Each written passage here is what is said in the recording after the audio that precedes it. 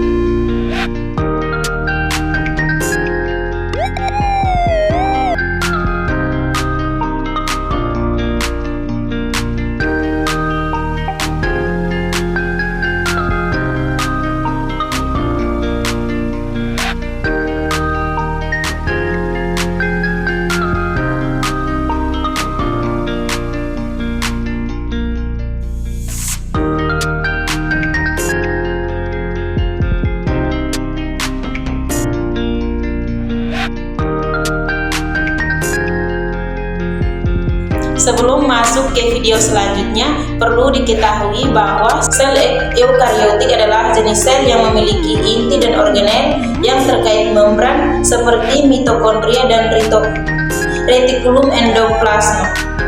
Sel eukariotik dapat ditemukan di hampir semua organisme hidup, termasuk tumbuhan, hewan, jamur, dan protista. Mereka sangat berbeda dari sel prokariotik yang tidak memiliki organel terkait membran dan lebih kecil dalam ukuran. Sel eukariotik memiliki beberapa fitur kunci, termasuk dinding sel, organel membran, dan inti yang mengandung DNA. Inti sel eukariotik mengandung informasi genetik yang mengontrol aktivitas sel, dan organel membran seperti mitokondria dan retikulum endoplasma memainkan peran penting dalam produksi energi dan sintesis protein. Sel eukariotik juga memiliki organel lain seperti nukleus yang mengontrol aktivitas inti dan vakuola yang menyimpan air dan zat-zat lain.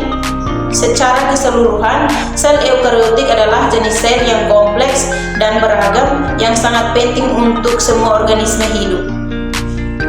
Yang berikut adalah vakuola. Vakuola terletak di bagian sini dan bentuknya seperti ini. Jadi vakuola ini adalah sel eukariotik yang berfungsi sebagai organel yang menyimpan dan mengatur zat-zat seperti air, garam, enzim, dan molekul organik. Sel vakuola ini juga dia berperan dalam beberapa proses seluler seperti metabolisme, sintesis protein, dan penanganan limbah. Yang berikut inti sel dan membran inti. Nah, inti sel yang terletak di bagian sini. Jadi, membran inti adalah selaput pembungkus nukleus yang melapisi inti sel. Bagian sel ini memiliki fungsi sebagai pelindung serta pemisah dari organel lainnya. Membran inti memiliki pori yang berfungsi sebagai tempat keluar masuknya molekul. Yang berikut sitoskeleton yang terletak di bagian sini dan di sini. Sitoskeleton sel eukariotik yang menyediakan struktur dan organisasi, menahan dan mentransmisikan tekanan serta mendorong perubahan bentuk dan pergerakan. Yang berikut ada ribosom. Ribosom terletak di bagian sini, dia seperti kristal-kristal hitam. Nah, ribosom ini dia berfungsi untuk membuat protein dan melakukan sintesis protein dalam sel. Proses produksi sel perlu diproduksi agar proses biologis dapat terjadi dengan cepat.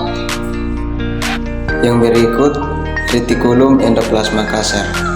Nah, retikulum endoplasma kasar terletak di bagian sini atau yang ada titik-titik hitam.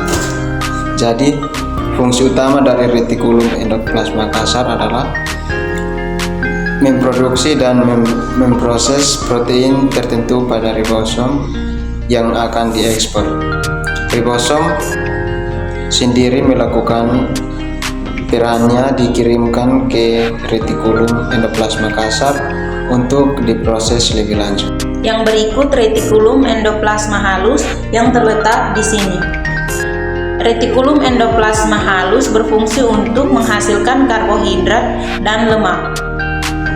Yang berikut ada badan Golgi. Badan Golgi terletak di bagian sini, dan badan Golgi dia berfungsi untuk menyeleksi dan membentuk paket molekul yang bisa membantu sekresi sel. Badan Golgi juga membantu proses pembentukan biosintesis glikoprotein serta glikolipid, di mana glikoprotein ini nantinya memiliki fungsi sebagai bahan utama yang dibutuhkan dalam proses sekresi segala macam kelenjar. Yang berikut mitokondria. Mitokondria terletak di bagian sini. Jadi, mitokondria berfungsi sebagai peran penting dalam pembentukan energi metabolik dalam sel eukariotik. Berikut proksisom yang terletak di bagian sini. Proksisom berfungsi mengoksidasi biomolekul, di mana proksisom memecah asam lemak dan asam amino dengan enzim yang dimilikinya. Yang berikut ada mikrotubulus. Mikrotubulus terletak di bagian ini dan di sini. Mikrotubulus berperan penting dalam transport inti seluler, yakni ia menyediakan truk untuk gerak organel dan vesikel kecil dari suatu tempat ke tempat lainnya dalam sitoplasma. Dan yang terakhir, kloroplas.